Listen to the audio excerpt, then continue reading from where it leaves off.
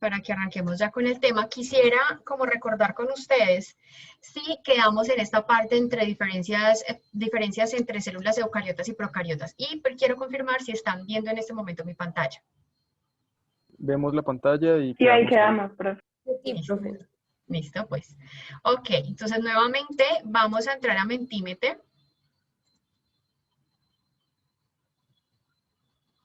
Ya les voy a mostrar. Entran a Mentimeter y aquí van a entrar con el siguiente código, van a entrar con el código 1453. Entran a Menti, www.menti.com, código 1453. ¿Listo? Entonces, quisiera que alguien o un conjunto de personas me ayude a hacer el resumen muy cortico de la clase pasada. ¿Qué hicimos la clase pasada? ¿En qué trabajamos la clase pasada? ¿De qué se acuerdan? Rapidito, así, como muy sustancioso, cortico. ¿Qué recuerdan de la clase pasada? Profe, pues la clase pasada hicimos una introducción a lo que es la célula y desde cuándo se empezó a descubrir y lo que nosotros consideramos de lo que es una célula, sí, y lo que es este campo y sus propiedades básicas y en qué consisten. Ok, muy bien.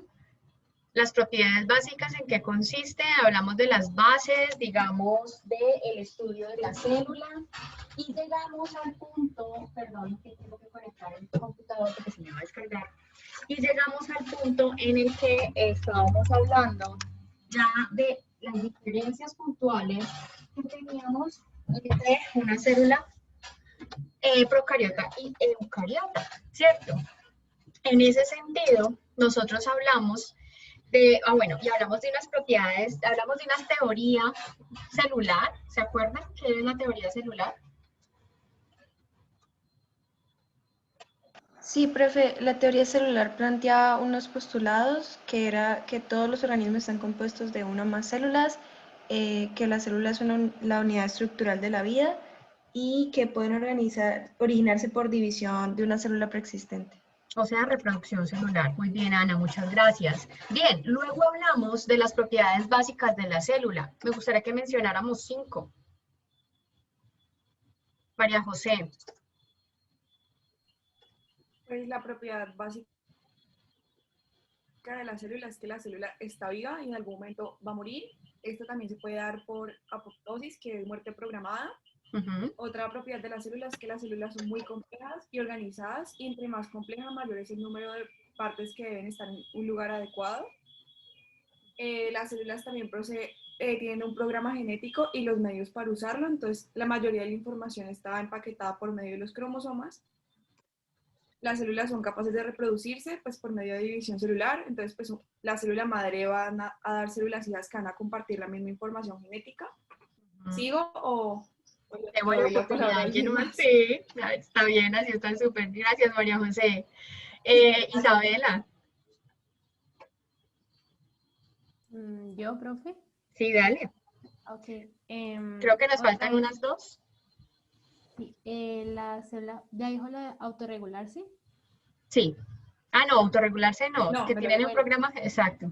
Sí, se puede autorregular y tiene pues como diferentes mecanismos de control, y que estos mecanismos a veces pues explicados como que pueden fallar, pero ella misma se intenta como controlar y arreglar el problema. Muy bien. Y ahí también mencionaban algo sobre el embrión de...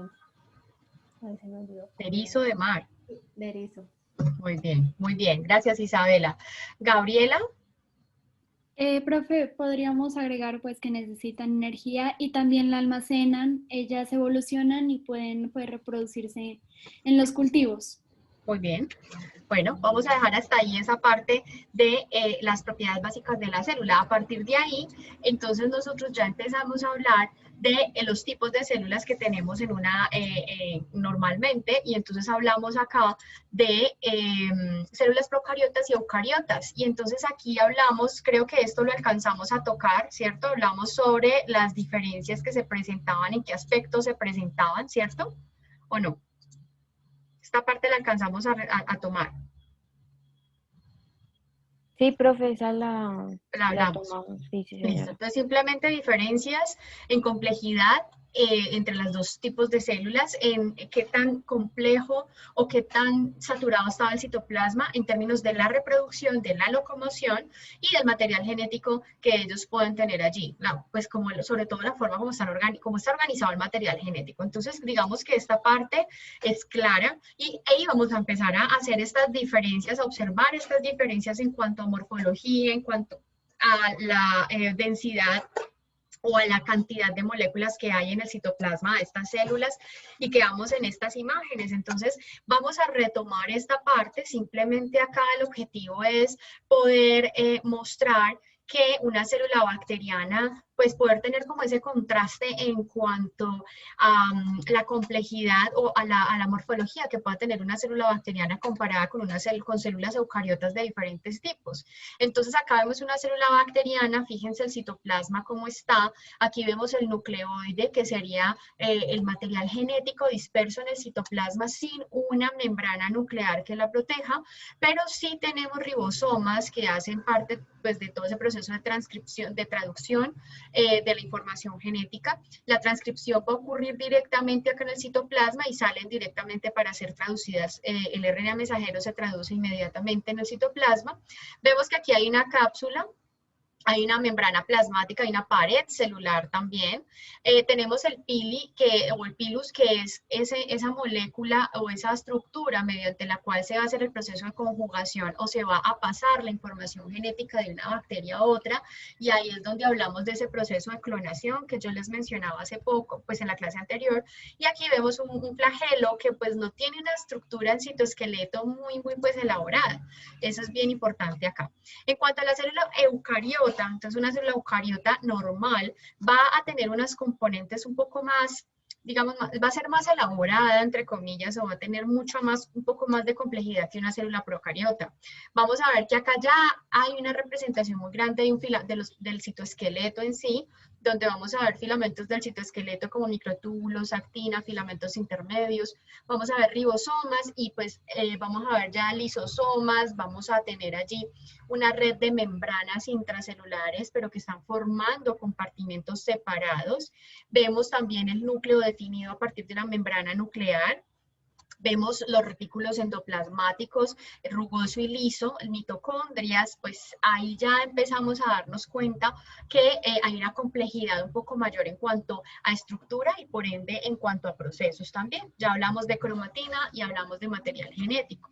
Esto entonces ya lo empezamos a diferenciar mucho más en células vegetales, eucariotas vegetales, donde vemos una vacuola que representa más del 50-90%, alrededor del 90% de el contenido citoplasmático. Y entonces ahí ustedes se dan cuenta que esa es una gran diferencia y la vamos a contrastar ahorita con las células animales eucariotas. Si ustedes se fijan acá hay unos cloroplastos, pues también tenemos retículos endoplasmáticos, liso, rugoso, y tenemos acá el complejo de Golgi, que pues eso sí es similar para los dos tipos de células eucariotas, el núcleo, nucleolo, y tenemos vesículas que son las que transportan el contenido intracelular. Haciendo un contraste grande, entonces acá vemos la célula animal, que sigue siendo pues una célula eucariota normal, pero si ustedes se fijan, aquí ya no hay una vacuola que va a ocupar casi el 90% del citoplasma celular, no.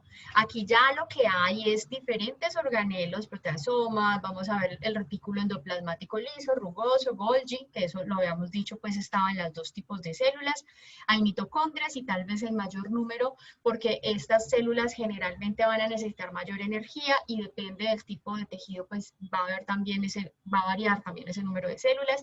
Si ustedes se fijan acá en el flagelo, aquí ustedes ven esto, que son estos elementos o estas líneas que ustedes ven acá. Eso no lo veían ustedes en la célula bacteriana cuando hablamos del flagelo. Fíjense que acá este flagelo tiene una composición, digamos, interna basada en el citoesqueleto. Estos son microtúbulos y esto lo vamos a entender muy bien claramente cuando hablemos de citoesqueleto. Lo mismo pasa con el cilio. ¿Cuál? Pero vacuola. Pero ¿en qué parte de Google? Cuéntame porfa, ¿en qué parte de Google? Referénciame la página para poderla revisar. Ojo, porque no toda la información de internet es información verídica. Si tú me dices que lo encuentras en CARD, si tú me dices que encuentras en algún libro de biología celular que una célula animal tiene una vacuola, entonces ahí yo creo que hay un soporte, digamos, en cuanto a la autoridad. Bueno, mándalo por favor al grupo o al chat. Sí, profe, eso era inclusive lo que yo te comentaba, pues era como para revisar porque en el libro no me aparecía en la imagen inclusive y en lo que decía. Yo no sé la que está escribiendo, pero pues sí, aparece en el libro diferente a como aparece en internet. Igual era en la primera página, pues no consulté mucho al respecto y por eso pues preferí como preguntar. Ok, lo que pasa es que en las células eucariotas, animales y vegetales, o sea, si estamos hablando de los animales, está el ribosoma, están los lisosomas, está el proteasoma, que son los puntos que pueden hacer lisis de material. La vacuola es muy diferente en cuanto a función. Bueno, digamos que la función del lisosoma y la vacuola en la célula vegetal es muy similar. De hecho, la vacuola en la célula vegetal no hay lisosomas, pero hay una vacuola que tiene una función similar a los lisosomas en las células vegetales, en las células animales. No sé si de pronto se estaban refiriendo a ese tipo de vacuola, pero no me gustaría que ustedes siguieran como con esa idea, porque en una célula animal, digamos que dentro de la estructura interna de una célula animal no hay vacuolas, hay lisosomas, ¿bien? Y lo vamos a ver más adelante cuando hablemos del lisosoma y las diversas funciones que el lisosoma tiene a nivel funcional, donde tiene similitud de funciones con la vacuola, pero no es una vacuola. Sí, es un lisosoma y tiene funciones muy particulares. Entonces, me gustaría que nos compartieras las fuentes donde trabajaste eso, donde lo viste, para poder mirar qué tan, digamos, desfasado está el concepto, cómo lo podemos, digamos, adaptar, o si me ratifico en lo que te estoy diciendo en cuanto a que no hay vacuolas dentro de la célula animal, sino que hay lisosomas y hay otro tipo de organelos que hacen funciones ya muy especializadas. ¿Bien? Me gustaría que lo revisáramos con más detalle. Compártenos la información que tienes, digamos, la fuente que utilizaste para tener esa idea. Y con base en eso yo ya termino de aclararte esa parte porque no me gustaría que se fueran con esa idea de que hay una vacuola dentro de una célula animal. Hay unos lisosomas, hay unos proteasomas, hay unos organelas, pero no hay vacuola dentro de una célula eucariota animal. ¿Bien? Entonces, cambiaría ese concepto dependiendo de la fuente que me digas que estás utilizando. ¿Es claro para todos? Porfa, quien sea que me esté escribiendo por acá, me puede decir sí o no. Y alguien iba a hablar por acá.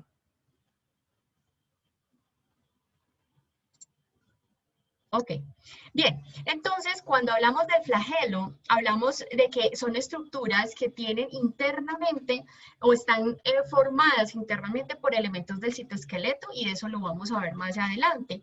Cosa diferente a lo que vimos en la bacteria, que pues son proteínas alargadas flexibles que están haciendo parte del flagelo. En una célula eucariota animal, ya aquí hay una complejidad mayor porque ya intervienen los elementos del citoesqueleto en toda la célula y es lo que ustedes están viendo acá. Estas líneas que ustedes ven, esto que ustedes ven acá, esos son elementos del citoesqueleto, que también lo vamos a ver pues principalmente en células animales muy distribuidos dentro del citoplasma.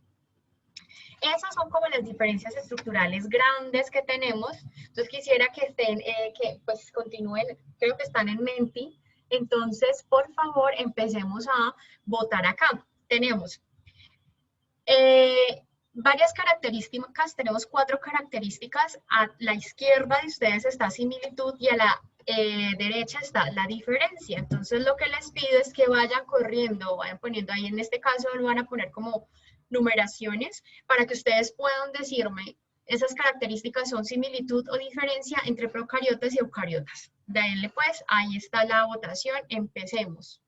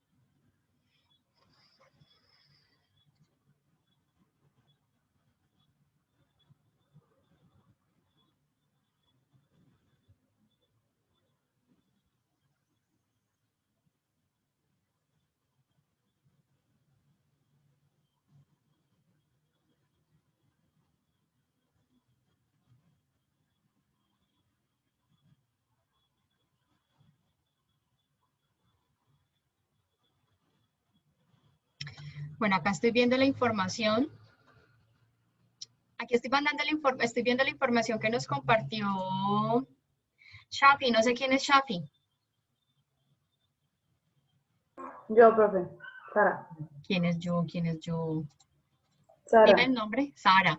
Listo, Sara. Mira, yo la verdad no estoy de acuerdo con esta información. Esta página es buena, no te lo va a negar, es buena y sirve para que ustedes trabajen y estudien.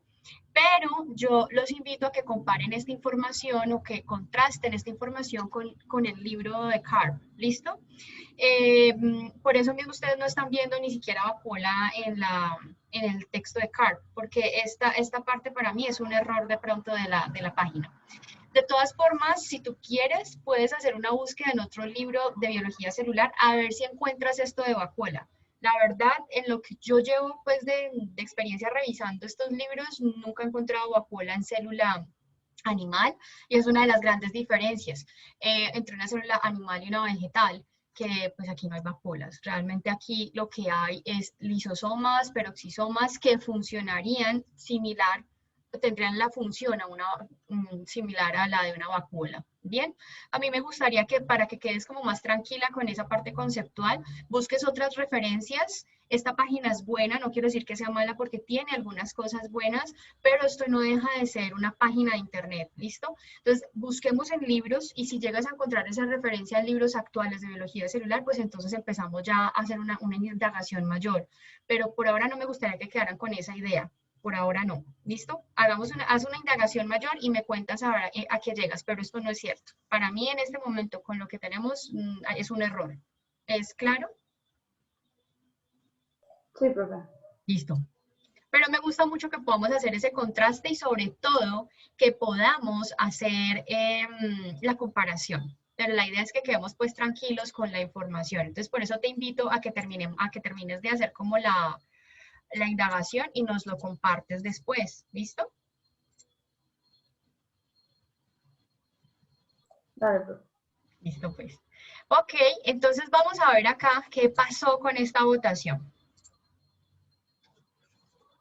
Entonces acá tenemos los cromosomas, entonces nos dicen, entre similitud y diferencia, los cromosomas tienden a ser más diferentes. ¿Por qué? Alguien que me cuente por qué. ¿Por qué los cromosomas aquí tienden a hacer diferencia?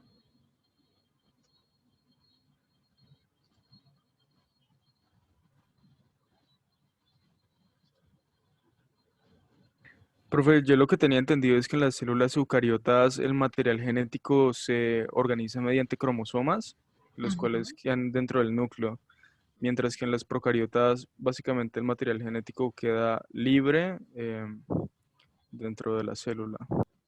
Ok, queda libre dentro de la célula. Muchas gracias. ¿Quién me habló allí? Santiago. García, Santiago García. Bien, Laura, ¿qué otra cosa podemos decir? ¿Por qué los cromosomas tienden a ser más diferentes? Más una diferencia que una similitud entre procariotas y eucariotas. Pues, profe, yo tengo que en las eucariotas hay como cromosomas más complejos constituidos por ADN. ¿Y en procariotas? Pues no son tan complejos, o no sé. ¿Y están formados por ADN también o no? Mm, No tienen ADN. no creo. Ok.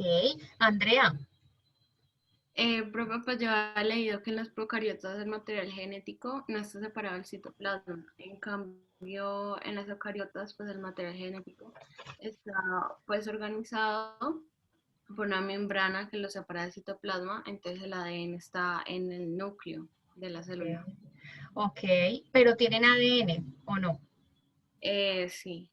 Ambos están formados de ADN. Entonces, bien, aquí para dejar esa parte clara, lo hablamos la clase anterior, es importante que recordemos, todos los organismos vivos, todas las células tienen ADN, ¿listo? Eso no se les olvide. ¿Cuál es la diferencia? Es lo que nos estaba compartiendo ahorita Andrea, es que hay unos que, digamos, en células eucariotas, ese material genético va a estar con una membrana nuclear, pero aquí, cuando hablamos de cromosomas, hay una diferencia muy puntual. Y es que en una célula bacteriana, en una procariota, vamos a tener un solo cromosoma que es circular.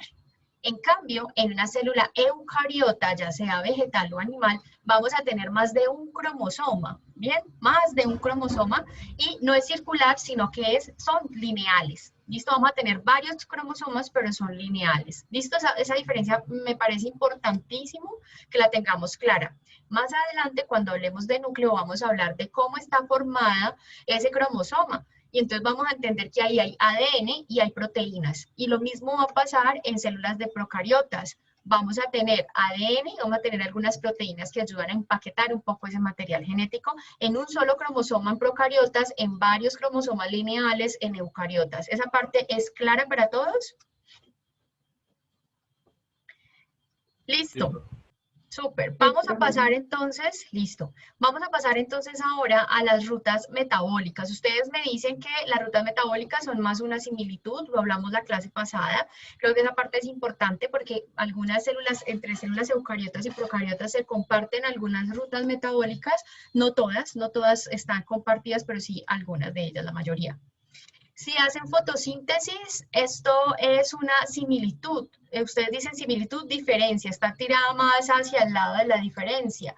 Sara Sofía, ¿tú qué piensas? ¿Por qué es más una diferencia que una similitud? El hecho de que las células hagan fotosíntesis. Sara. ¿Me puedes repetir, por favor? Sí, estamos en la parte de fotosíntesis, esa característica que puede ser una similitud o una diferencia entre las células eucariotas, y la pregunta es, ¿por qué crees que, si estás de acuerdo con esto o cómo lo ves tú? ¿Es una similitud, una diferencia? Creo que yo puse similitud. Ah, no, mentira, yo puse diferencia. ¿Por qué? Porque, pues, por ejemplo, en las eucariotas, en donde encontramos las plantas, pues, creo que el proceso es obviamente como diferente a cuando tenemos las procariotas, que en este caso tenemos las bacterias. Ajá. Pero entonces, ¿pueden hacer fotosíntesis o no? Pienso que sí, pero pues el proceso sería diferente. Ok, ya te entiendo. Bien, muchas gracias, Sara. Ana María, ¿tú qué piensas ahí? Pues, profe, yo creería que tiende a ser más como una similitud, porque, pues, aunque son como procesos que se llevan a cabo como de manera diferente y en lugares diferentes, digamos, pues, lo que yo he leído, yo antes pensaba que, digamos, las procariotas no tenían fotosíntesis, pero me he dado cuenta, pues, según lo que leí, que sí llevaban a cabo fotosíntesis, que aunque es de una manera diferente, porque algunas veces no necesita de la luz ni se producen algunos, como los mismos desechos, por así decirlo, y digamos se lleva a cabo en el citoplasma, mientras que la otra se lleva a cabo en la mitocondria, pues ambas tienen la fotosíntesis y yo creería que eso es como suficiente para decir que son similares. Exactamente. Entonces, voy con una Profe, última yo estoy de opinión. acuerdo con mi compañera. ¿Quién me habla? ¿Quién me habla por acá? Ya.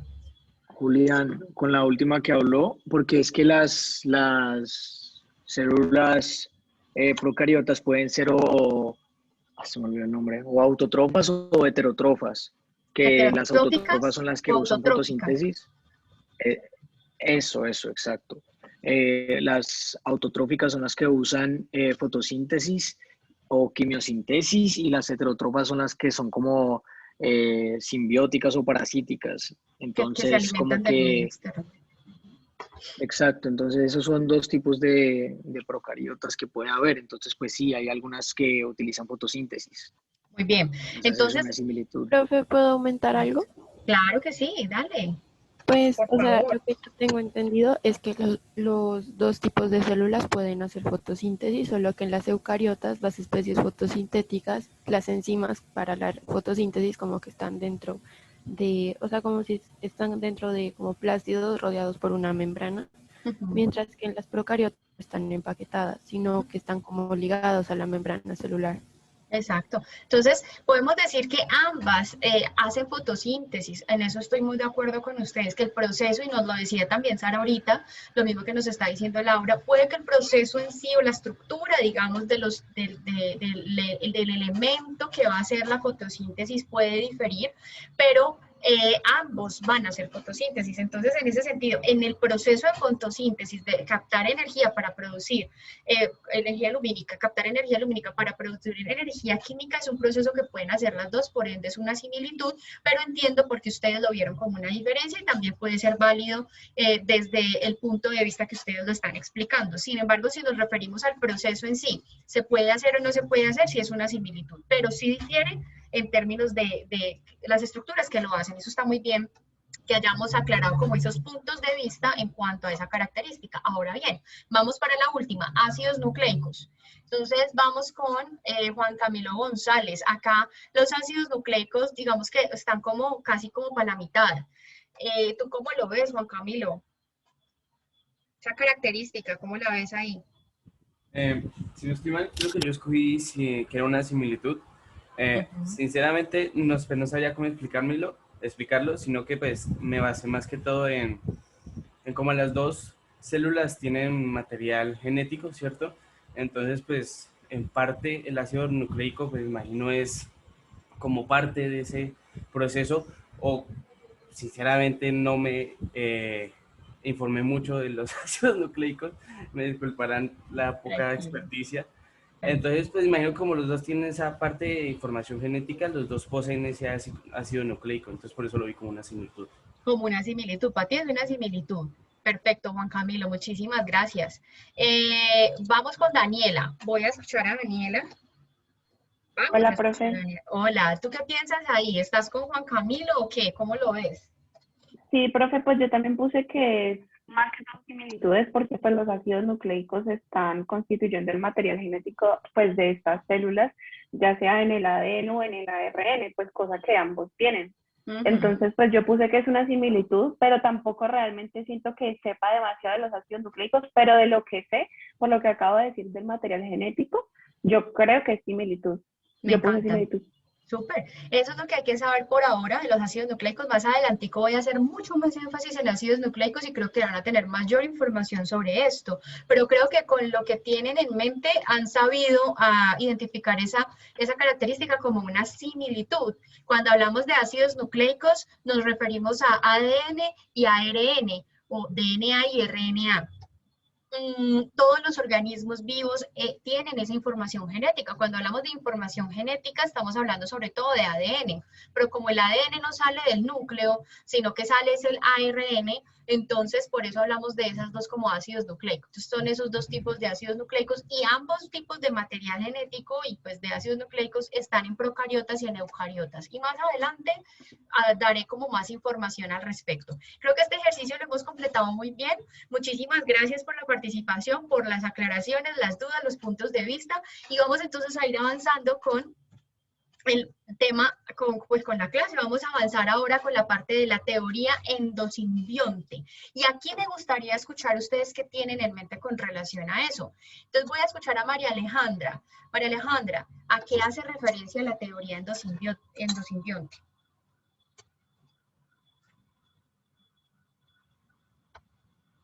María Alejandra. Dame un segundo, Dale. profe, que tengo que cerrar la puerta porque mi hermana está en clase y creo que se alcanza a escuchar. Dale. Bueno, vamos con Juan Fernando mientras.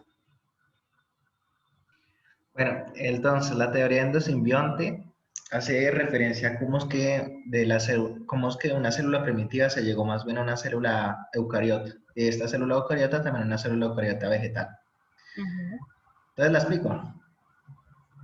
Pues si quieres la explicas, le damos a la oportunidad a María Alejandra si ya llegó.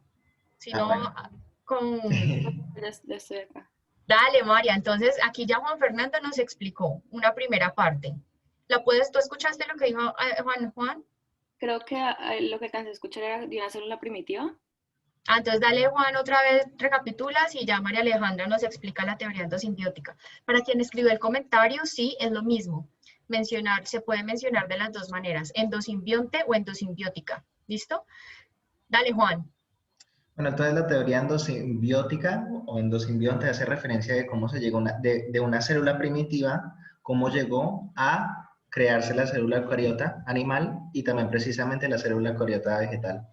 Perfecto, muy bien. En resumen es eso, María Alejandra. Explícanos en detalle, digamos con un detalle suficiente, ¿cómo es esa teoría endosimbiótica? ¿De qué se trata? Pues, lo que más o menos describe es que cómo aparecieron las células eucariotas y pues más o menos defiende la idea de que las mitocondrias y los cloroplastos evolucionaron. O sea, pues sí, describe que una célula compuesta de mayor complejidad puede evolucionar a partir de células más simples que viven en una relación simbiótica. Y lo defendió una científica, pero no me acuerdo del nombre. ¿Cómo llamará? No me acuerdo del nombre. Lynn Margulis. Lynn Margulis, muy bien. Muy bien. Bueno, entonces vamos a... espérate a ver que yo creo... Voy a darle aquí la oportunidad a personas que veo por acá con la manito levantada, que no han participado, ¿sí? A no ser de que tengan dudas, pues los que ya participaron, que Gabriel Barroca,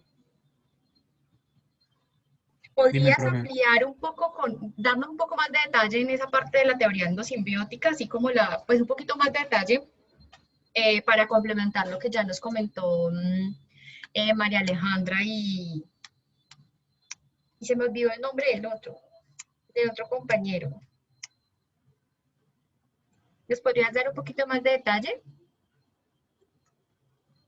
Pues, profe, lo que yo había entendido era que, digamos que se tenía como una célula primaria que era una procariota y pues lo que pasó fue que, digamos que ingirió una célula procariota aeróbica y digamos que pues se logró resistir a la digestión de esta dentro del citoplasma. Y por lo tanto, digamos que esa fue como la manera en la cual se dio la primera evolución para crear una célula un poco más avanzada, que fue la que generó pues una célula eucariota primaria, por decirlo así. Ok, muy bien, Gabriel. Está bien, entonces vamos a avanzar acá. Cuando hablamos de la teoría endosimbionte o endosimbiótica, pues nosotros hablamos, como ustedes lo mencionaban ahora, sobre la teoría que planteó Lynn Margulis para hacer referencia, eso fue más o menos en 1970, para explicar cómo una célula eucariota evolucionó. Y recuerden ya cuando hablamos de la clase anterior sobre qué es evolucionar. Bien, es adquirir unas características que son adaptativas para el individuo inicialmente, pero eso se va a ver representado es en una población. Entonces, lo que la teoría plantea es que primero teníamos una procariota anaerobia heterotrófica, es decir, que ella ya no producía su propia energía, sino que tenía que alimentarse, entre comillas, fagocitar lo que había en el medio para poder generar su energía. Y en ese momento pues tenían un ambiente o una atmósfera donde no había oxígeno. Sin embargo, entonces, y la mayoría de las bacterias en ese entonces pues eran, digamos que para ellos el oxígeno era tóxico. Entonces, ¿por qué? Pues porque no lo podían procesar para hacer energía, para producir energía química y sostener la célula. Entonces, se plantea, y lo que plantearon desde ese momento es que esa procariota anaerobia heterotrófica fagocitó a una procariota aerobia, es decir, que podía captar oxígeno y producir energía a partir de eso.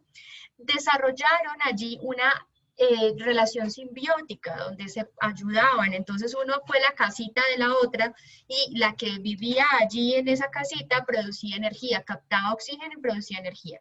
Con eso, después de los años, se piensa que el primer punto de evolución, como nos estaban comentando ahorita, es esa adquisición de esa procariota aerobia que se convirtió en lo que ahora se conoce como la mitocondria. El segundo punto de evolución a lo largo de los años estuvo relacionado con la invaginación de la membrana plasmática, o sea, la membrana que está recubriendo la célula, y la formación de unas membranas endoplasmáticas o citoplasmáticas. Todo ese sistema de membranas que conocemos hasta ahora, pues se originó a partir de esas invaginaciones de la membrana plasmática, y pues por eso nosotros vamos a verlo más adelante, el sistema, el complejo de Golgi, el retículo endoplasmático rugoso, liso, todos ellos van a tener unas membranas con la misma composición de la membrana, o la misma estructura, digámoslo así, o elementos que componen la membrana plasmática. A partir de esto, entonces viene una primera célula proeucariota que ya dio origen a las otras dos células eucariotas que conocemos como células animales y vegetales, pero aquí ya teníamos entonces una célula proeucariota con mitocondria y sistema primordial de endomembranas inicial. A partir de acá, entonces se deriva la célula eucariota animal, donde ya evoluciona mucho más, y al final pues se va a tener allí, yo tapé aquí los comentarios, ahí ya. Entonces al final se va a tener la célula eucariota con las condiciones o las características que hoy conocemos. Pero por otro lado se plantea también que esa misma célula anaerobia heterotrófica que inicialmente se había fagocitado una procariota aerobia, se fagocitó a una cianobacteria que era capaz de hacer fotosíntesis. En ese sentido, esa bacteria que permitía hacer fotosíntesis también desarrolló una interacción simbiótica con la célula y fue como la precursora de lo que hoy se conoce como el cloroplasto. Y así, entonces, viene la evolución después de mucho tiempo, de muchos años de adaptación, viene la célula vegetal a evolucionar. Esa es la teoría endosimbiótica, es una teoría que actualmente ha sido corroborada con análisis genéticos, con análisis genómicos, tanto de la mitocondria como de la cianobacteria, tanto del cloroplasto como de las mitocondrias, y se llega a la conclusión de que efectivamente la mitocondria tiene mayor similitud a una célula aerobia procariota, y el cloroplasto tiene su propio ADN, ambos tienen su propio ADN, apartamos también de eso. Mitocondria tiene su propio ADN, cloroplastos tienen también su propio ADN dentro de la célula. Y ese ADN de cloroplasto y de mitocondria es similar al sobre todo el de las cloroplastos, es similar al de las cianobacterias, a una procariota cianobacteria, pues a una cianobacteria. Entonces, esa es la teoría endosimbiótica que nos explica cómo surgieron las células eucariotas pues a través de ese proceso evolutivo. Entonces, podemos hablar de que tenemos diferentes tipos de células procariotas. Dentro de ellas estamos hablando de las extremófilas, que son las arqueobacterias, y podemos hablar también de las cianobacterias, que son eubacterias, y de bacterias pues como E. coli, las bacterias pues normales, gram positivas, gram negativas, y cianobacterias, esas digamos son las eubacterias. La simbiosis sí, como un motor evolutivo. Me gusta ese comentario, muchas gracias. Entonces, digamos que ahí a partir de ese proceso de evolución, pues hubo otro tipo de células que se generaron o se evolucionaron, más que ya se hayan generado de la nada. Hubo un proceso de evolución, de generación de ese tipo de células, de desarrollo. A partir de eso, pues nosotros podemos hablar de las células eucariotas y ustedes vieron allí que pueden haber unas clasificaciones también dentro de las células eucariotas y podemos hablar entonces que hay otro tipo de células, que las células eucariotas pueden ser unicelulares, pueden generar organismos como protistos ciliados, amebas, por ejemplo, algas, unicelulares, pero también ya sabemos que las células eucariotas pueden formar organismos más complejos y dentro de eso pues podemos hablar de organismos como el nuestro. Organismos complejos que van a tener inicialmente, vienen a partir de un embrión, células que son pluricelulares y que después van a diferenciarse en células especializadas para formar todo un organismo completo, que es lo que estamos viendo acá. Entonces, básicamente, cuando hablamos de las células eucariotas, pues hablamos que ellas se pueden especializar y hay diferentes tipos de células, totipotentes, pluripotentes, multipotentes, que pueden hacer esos procesos de diferenciación celular para generar o producir células específicas dentro del organismo. Es importante que todos tengamos en cuenta y claro que todas las células de un organismo, así estén especializadas, tienen la misma información genética en el núcleo. Lo que cambia es la expresión de los tipos de genes que se están expresando. ¿Bien? Entonces hay todo un proceso de regulación de expresión que es bien importante tener ahí en cuenta. Voy con otra pregunta. ¿Cuáles son los principales organismos modelo y por qué son modelo? Entonces, me gustaría por acá escucharlos. Yo voy a saltarme un momentico a Isabela, a Gabriela. Voy con Paula Riascos, que no nos ha participado por ahora. Paula, Hola, dale. profe. Hola. Pues, profe, usualmente como que los organismos modelos son los que uno usa como en experimentos y pues en la ciencia se usa, por ejemplo, el E. coli, que es una bacteria, la Saccharomyces, uy, profe, no sé cómo pronunciar la otra palabra, pero pues es levadura. Saccharomyces cerevisiae. Cerevisiae. Arabidopsis thaliana, que es una planta. Se usa también la Drosophila melanogaster, que es una mosca, y un musculus, que es un ratón. Y usualmente se utilizan como estos organismos como marco para comprender el resto de organismos vivos. Entonces como que se centra la investigación en estos organismos para de ahí como generar patrones del resto de los organismos. Muy bien, Paula. Se generan patrones y por acá nos comentaban que se trabajaba con los ratones porque crecían rápido. Hablemos sobre eso. ¿Cuáles son las características que deben tener los organismos modelo? Porque eso, pues ya sabemos que como nos dice Paula, los organismos modelo nos van a servir para investigar procesos allí y luego extrapolar los organismos más complejos. Pero, ¿qué características debe tener un organismo modelo? Ana Sofía. No, espérame, vamos por aquí con otras personas.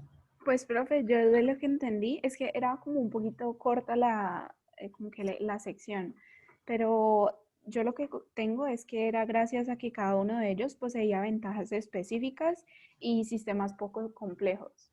Como en el caso del ratón, dice que podría aceptar injertos de tejido humano sin rechazarlos. Entonces eso pues hacía más posible la investigación en ratones para escalarlo a un humano. Ok. Bueno, esa es una posibilidad. Voy a escuchar por acá a Andrea Angulo. Bueno, profe, pues lo que yo leí es que, pues para empezar son bastantes, ¿no? Son como 7. Entonces, pues no sé ya cuáles hayan dicho, o sea, creo que quedaron en el último, que era el del ratón. Yo tengo básicamente también lo mismo. Andrea, pero me gustaría es que definamos de las características que ya tus compañeros han mencionado, ¿qué otras características debe tener un organismo modelo para ser modelo? Pues, por ejemplo, la mayoría decían que se podían cultivar y conservar congelados o, por ejemplo, el último dice que se han obtenido miles de cepas genéticas y embriones congelados. Entonces, como eran fáciles de cultivar en los laboratorios, pues es fácil que se reproduzcan rápidamente y hacer los experimentos en ellos. Ok, bien, muchísimas gracias. Entonces vamos a hablar que al momento tenemos 6 organismos modelo, básicamente los que ustedes ya han mencionado, Escherichia coli, Escherichia coli que es una bacteria, Saccharomyces cerevisiae que es una levadura, Arabidopsis thaliana que es una planta de donde se han hecho muchos estudios y que se han extrapolado, se han identificado genes que están asociados a diferentes procesos celulares. Cenorhabditis elegans, que es un nemátodo, y este ha estado muy involucrado, o sea, en él se han identificado genes asociados al desarrollo de organismos eucariotas, por ejemplo. Drosophila melanogaster y músculos son, digamos, los diferentes organismos modelo que tienen unas características muy puntuales y vamos a mencionarlas claramente. Uno, lo que ustedes mencionan sobre el crecimiento exponencial y rápido. Una bacteria yo la puedo tener en el laboratorio y al otro día ya tengo 2, 3 poblaciones de esa bacteria. Entonces es diferente a si yo tengo un ser humano, hago un experimento en un ser humano y pues tengo que esperar toda la vida para ver el resultado, ¿no? Entonces lo mismo pasa aquí con los nematodos, con las moscas, con los ratones, con las plantas, son fáciles de cultivar, eso es otro punto, y se pueden reproducen rápidamente. Como todos venimos de un linaje o digamos de un proceso evolutivo conjunto, muchos de la información de los genes que tienen estos organismos pueden ser extrapolables para entender un organismo complejo como el ser humano u otros animales. Tienen ciclos de vida cortos, que son bien importantes también para que está relacionado con lo que les mencionaba ahorita. La facilidad también del manejo en el laboratorio es una característica importante que deben tener estos organismos modelo para poder trabajar con ellos en investigación científica. Estos 6 organismos han sido la base del conocimiento científico que hasta el momento, o con ellos se ha construido una muy buena base de conocimiento científico que tenemos a la fecha en biología celular, en diferentes campos también a nivel científico. Entonces, por eso son organismos modelo, porque pueden extrapolarse los resultados, porque crecen, se cultivan en un laboratorio, porque crecen rápidamente, tienen ciclos de vidas cortos y se pueden trabajar pues fácilmente en el laboratorio. Hay otro punto acá importante y es cuáles son los tamaños límites al tamaño máximo de las células. Entonces, básicamente, entonces vamos a hablar acá de los tamaños, diferentes tamaños atómicos o celulares que podemos tener y qué elementos nosotros necesitamos para poder observarlos. Entonces, cuando nosotros hablamos de células y de sus organelos o elementos que lo constituyen, podemos decir que hay algunos que podemos ver con nuestro ojo a simple vista, con microscopía de luz o microscopía electrónica y luego ya a un nivel atómico que pues ya es imperceptible para nosotros. Pero podemos hablar entonces que acá las diferentes escalas en las que nosotros podemos hablar o en las que podemos clasificar los diferentes elementos vivos o moléculas biológicas de las que hemos estado hablando son escalas de milímetros, de micrómetros, de nanómetros y de Armstrongs. Entonces aquí es importante tener en cuenta que dependiendo de la escala a la que estemos hablando, la escala de tamaño de la que estemos hablando, entonces vamos a utilizar un elemento diferente para poderlo visualizar. Entonces digamos que si ustedes se fijan, a medida que va a disminuyendo el tamaño o la escala pues, de tamaño, vamos a necesitar elementos microscopios, por ejemplo, mucho más avanzados como la microscopía electrónica.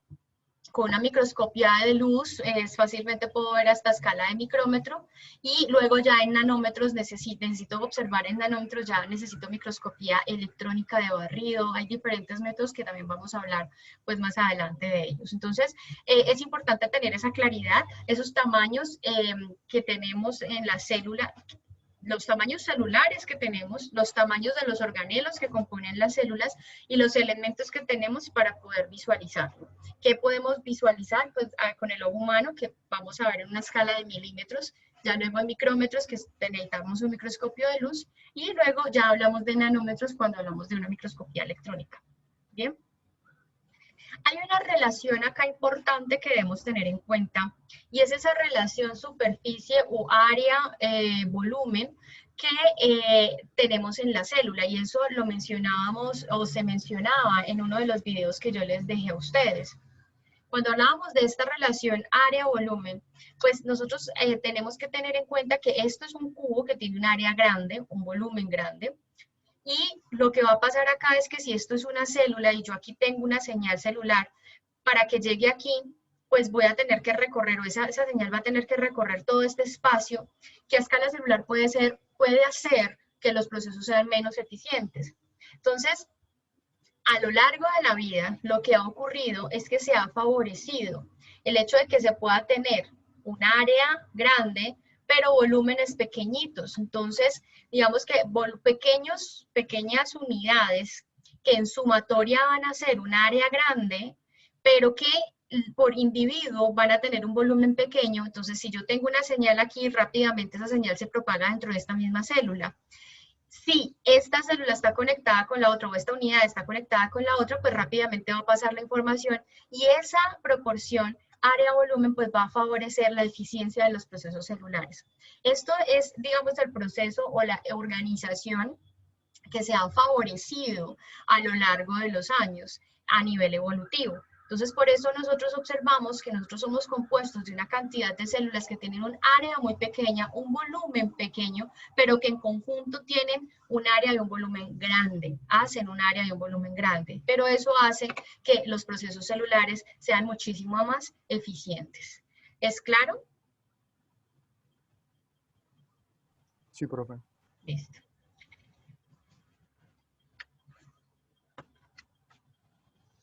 Vamos a entrar a Menti.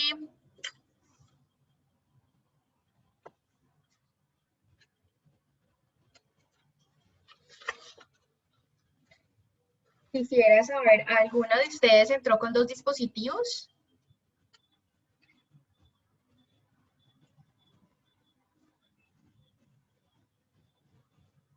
Porfa, ¿alguien me responde? Porque tengo... Ah, no, ya entendí. No me deja participar. No te entendí. Que no la deja participar, profe. ¿No te deja participar? No, pues que igual tiene O sea, me conexión. sale como si ya hubiera respondido. Pero pues ¿En no serio? sé. ¿A todos les sale igual? ¿Como si ya hubieran respondido? No, No, pues a mí no. Qué raro. Actualiza la página, a ver. 36. No me 36. sale igual, profe. Pues bueno, ya en la próxima participo. Dale, no hay lío. Listo, avancemos entonces. Vamos a mirar la pregunta. ¿Cuáles de los siguientes no es un organismo modelo? No es.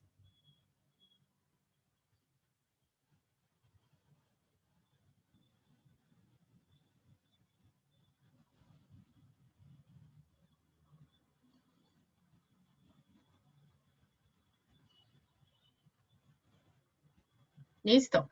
Entonces, muy bien, la mayoría se fue por el microorganismo que no es un organismo modelo. Este microorganismo, ¿qué hace?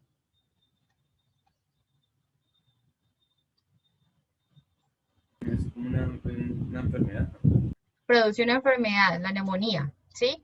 Está E. coli, Arabidopsis thaliana, mus musculus. Es una bacteria, es un microorganismo, muy bien. Estos 3 sí son organismos modelo, simplemente como para hacer recordación allí. Muchas gracias. Bueno, esto me lo voy a pasar.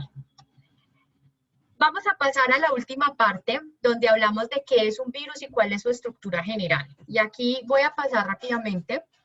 En este caso, quisiera que tengamos muy claro que un virus es un parásito intracelular obligado. Para ustedes, ¿qué quiere decir eso? ¿Qué opinión les merece? Es decir, ¿qué entienden ustedes cuando yo les digo que un virus es un parásito intracelular obligado? ¿Qué entienden ustedes por eso? Profe, que si no entra a la célula, pues no puede vivir. O sea, en sí el virus es como un organismo muerto, ¿cierto? Entonces el hecho de que es un parásito es que tiene que entrar a otro organismo y de cierta forma reproducirse para que siga existiendo y causar daño. Exactamente. Muchas gracias, Paula. Entonces, básicamente, los virus son eso, son partículas, digamos, que tienen un material genético, que tienen una cápside, tienen una envoltura, que generalmente la envoltura está formada por los mismos componentes de la membrana de una célula normal, y tienen material genético. Entonces, los virus generalmente pueden tener DNA, o pueden tener, ay Dios, denme un momentico. Pueden tener DNA o RNA. Cualquiera de estos dos. Pueden ser de cadena simple el RNA y el DNA de cadena doble o sencilla.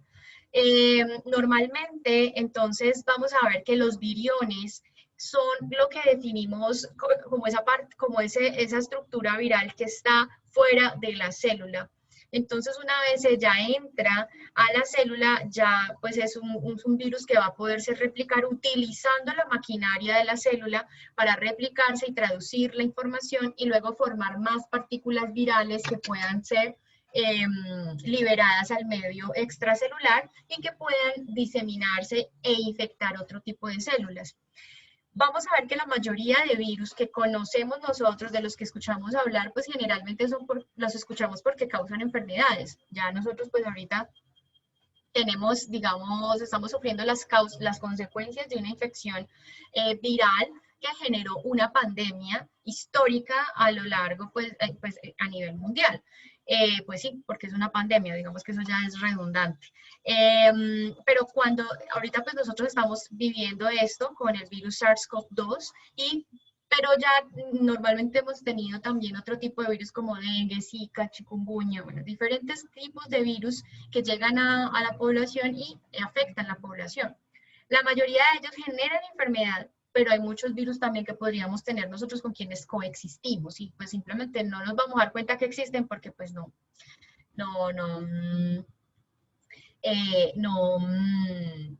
tienen un efecto. Entonces me hacen una pregunta por acá como comentario que si los virus se pueden, digamos, producir en un laboratorio.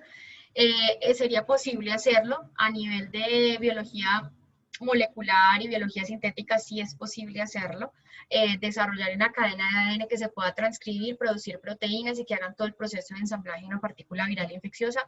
A estas alturas de la vida y del desarrollo científico, sí es posible hacer un virus de este tipo, pues sintético. Hay otro tipo de virus que son los virioides, aquí tengo como un errorcito. Los virioides básicamente son moléculas de RNA desnudo que se han identificado en plantas. Actualmente, pues un virus de estos que afecte humanos no se conoce, ni tampoco animales, pero sí hay moléculas de RNA desnudo que pueden infectar células vegetales y que pueden causar enfermedad. ¿Cuál es la parte interesante de este virioide? Es que pues son moléculas de RNA que no tienen envoltura, no tienen cápside y pues que fácilmente pueden entrar a la célula vegetal y hacer un proceso de infección. Cuando nosotros hablamos de los virus, nosotros entonces entendemos que tenemos estas estructuras, que tenemos dos tipos de infección, una infección que es invasiva y una infección que es lítica. Cuando hablamos de infecciones invasivas, hablamos de infecciones que pueden generar, digamos, una replicación constante del virus dentro del organismo. Es decir, que la partícula, el genoma viral se inserta en el genoma del individuo y a partir de allí, pues ya una vez adquiere el virus o el genoma o parte de ese genoma viral dentro de su genoma, dentro del genoma del huésped, pues prácticamente que toda la vida va a tener o a padecer de esa infección viral. Ejemplo, el caso del VIH, ¿bien? Entonces una persona que se infecta con esto, pues ya muy difícilmente va a poderse sanar, a no ser de que podamos tener una medida terapéutica que es eliminar esas regiones virales del genoma del hospedero. El otro tipo de infección es la infección lítica, una infección donde hay infección viral y luego hay lisis de la célula. donde ya pues el virus, digamos que utiliza entre comillas la célula para su replicación, para producción de sus partículas virales, y al final, cuando ya produce sus partículas virales, llega un momento donde la célula puede simplemente morir, ¿bien? Eso es lo que podemos entender en cuanto a infecciones virales. Aquí vamos a pasar esta porque esta está, esa está mal configurada. Entonces quisiera acá preguntarles a ustedes qué dudas tienen con relación a esta última parte de la clase, y digamos sobre todo con relación a la infección viral y esto. Profe, yo tengo una pregunta, o sea que la lítica, la infección viral lítica es cuando hay una infección viral y luego hace lisis de la célula, entonces se reproduce por mecanismos de la célula, pero puede llegar a matar la célula, ¿sí? Ajá, exactamente. Los virus secuestran todos los mecanismos de la célula, es decir, la parte de transcripción, la parte de traducción y la parte también del sistema inmune. Entonces ellos controlan el sistema inmune, también controlan rutas de sobrevivencia de la célula. Entonces mientras ellos necesitan, entre comillas, replicarse, silencian las rutas del sistema inmunológico, silencian la apoptosis, o sea, no permiten que la apoptosis ocurra, y por el contrario activan vías de sobrevivencia. No alcancé quería agregar que los viroides, no alcancé a leer el comentario. Si lo puedes hacer, porfa, por micrófono, mejor. Sí, profe. No. Dale. Que los viroides, a diferencia de los virus, pues no poseen como esas proteínas ni lípidos, y que están constituidos por unas cadenas cíclicas pero cortas de ARN. Exacto, los virioides que son los que son RNAs desnudos, no tienen esas protecciones lipídicas. Muy bien. Listo. Profe, yo tengo una pregunta. Dale. Pues, o sea, una es diferente el viroide al viriones. Sí, creo que, no sé si es lo mismo. El virión, sí, lo mencioné ahorita. El virioide es la molécula de RNA libre, pues que no tiene envoltura ni nada. El virión es la partícula viral que está fuera de la célula y va a infectar otra. Ese es un virión. Sí, eso justamente te quería preguntar también, que, o sea, si es un parásito intracelular obligado, pero entonces, ¿cómo sobrevive el virus como afuera cuando nos contagiamos? Y me explico, porque no está dentro de ninguna célula. Bueno, ahí hay una discusión fuerte a nivel científico, porque nosotros no podemos afirmar que el virus está vivo o está muerto, ¿sí? Es una partícula viral, es una secuencia de RNA que sin una célula no puede hacer absolutamente nada. ¿Cómo se protege o cómo se mantiene? Manteniendo su ácido nucleico, ya sea RNA o DNA. Y él va luego a encontrar una célula hospedera que sea permisiva, y pues cuando me refiero a que sea permisiva es que le permite ingresar a la célula y hacer la infección. Permisiva y susceptible, ¿sí? Porque una cosa es que permita el ingreso y otra cosa es que le permita hacer su replicación, ¿listo? Entonces, una célula hospedera adecuada para un virus tiene que ser permisiva y tiene que ser susceptible a la infección. Si no, pues el virus simplemente no puede desarrollar su materia, pues desarrollar una progenie, digámoslo así. Entonces, por eso esa discusión de si el virus está vivo o muerto, pues se deja como, es una discusión que no se ha terminado a nivel científico. Según Karp, de acuerdo a las propiedades básicas de la célula que nosotros conocemos, que ya describimos, pues el virus no tiene esas propiedades básicas. Por lo tanto, según Karp, para él, el virus estaría muerto. Pero este es un solo autor, ¿sí? Sí, eso justamente te iba a decir. Entonces uno no puede como encasillarse, digamos que este es un muy buen autor, es un muy buen texto, pero esa es la perspectiva del autor y él da sus argumentos. Como hay otros también que pueden decir, no, pero es que mira, si él llega a la célula y hace y deshace con esta información, pues algo de vida tiene, ¿no? Entonces cada uno va a dar sus argumentos, ya cada uno de ustedes debe crear su propio, digamos, criterio para definir si un virus está vivo o no. Por ahora, no es necesario que ustedes tomen esa decisión. Lo importante es que ustedes entiendan que un virus es una partícula viral que tiene una cápside, que tiene una envoltura, que va a tener la facilidad de ir a infectar una célula que es permisiva y que es susceptible a esa infección que él va a hacer. ¿Listo? Listo, gracias, profe. Listo, pues. Bueno, entonces ahora sí, vamos a pasar a esta última partecita, donde quisiera como preguntarles cuáles son esas observaciones finales con respecto al contenido y estilos usados en la clase, y también podría haber una alternativa a esa pregunta, pues ya como para cerrar la clase, y es ¿qué cosas les quedaron de la clase? Aquí ya cerramos esta primera parte de introducción a la célula. Ya hablamos de las cosas básicas de las células, propiedades básicas, teoría celular. Ya hablamos de esas diferencias entre células eucariotas, procariotas, de ese proceso evolutivo. Hablamos de esa teoría endosimbiótica. Y pues aquí ya hemos hablado finalmente sobre lo que son los virus. Entonces quisiera ver qué comentarios tienen ustedes por acá, ya para hacer el cierre de la clase, si no hay más dudas o comentarios. Recuerda que todos los comentarios que ustedes hagan acá en estas sesiones de Menti, pues son anónimos, pero sí me sirve mucho para retroalimentarme con ustedes. Cuéntenme qué aprendieron hoy, 2, 3 cositas que hayan recordado, que les haya generado como recordación.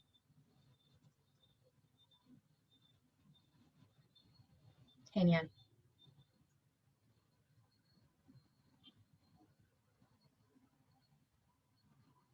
Súper. Bueno, para la próxima, mientras ustedes me van dejando aquí comentarios, yo voy a ir haciendo por acá, voy a dejar de compartir, pero pueden seguir escribiendo, que esto me queda allí para yo poder leer.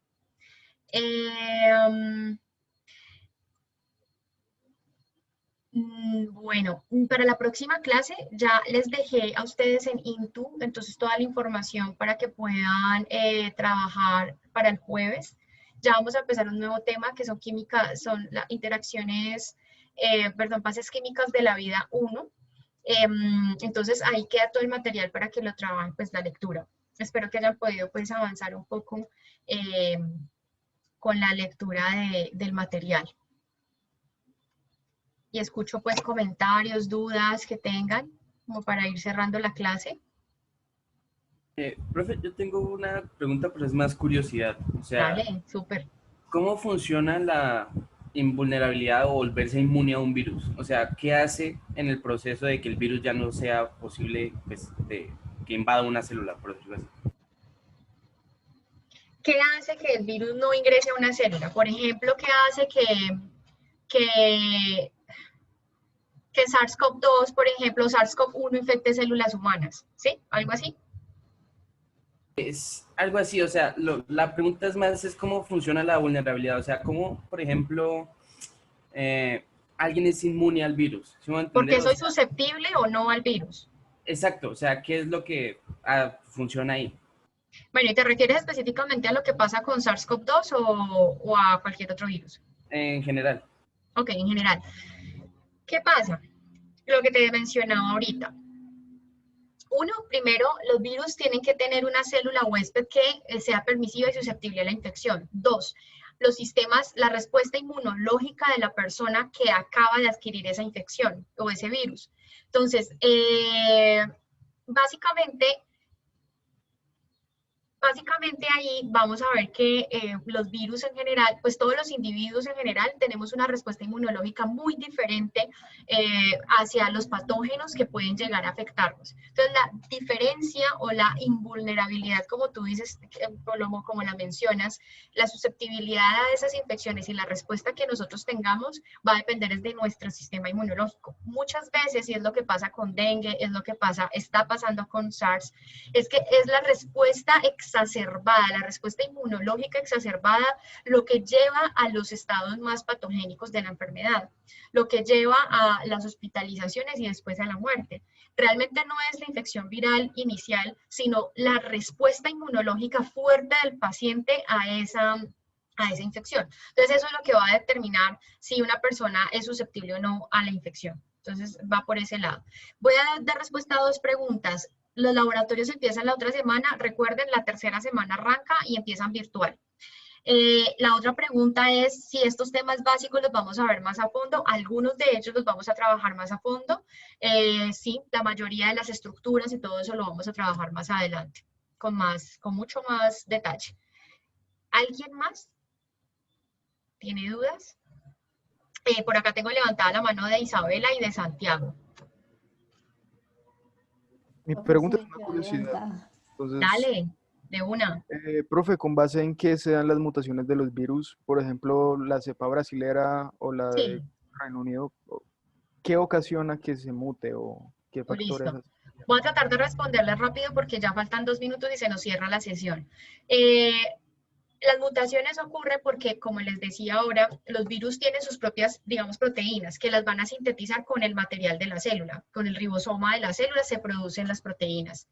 Esas proteínas que se tienen allí, ahí hay una que se encarga de replicar el ADN y comete errores. Son enzimas que no son fieles, digamos, al molde que ellos tienen. Entonces van poniendo, si es adenina, ponen timina, si es guanina, ponen citosina, van así. Pero muchas veces cometen errores y ponen los nucleótidos que no son, y ahí vienen las mutaciones. Ya es, digamos, de manera muy sencilla y muy rápida, esa es la producción, eso es lo que genera una mutación. Entre más se transmite... O sea, ¿son accidentes? Sí. Y entre más se transmita el virus, mayor probabilidad de que se generen nuevos linajes virales, que es lo que estamos teniendo hasta ahora. No son cepas, son linajes virales, con variantes en el genoma, en el genoma del virus. ¿Listo?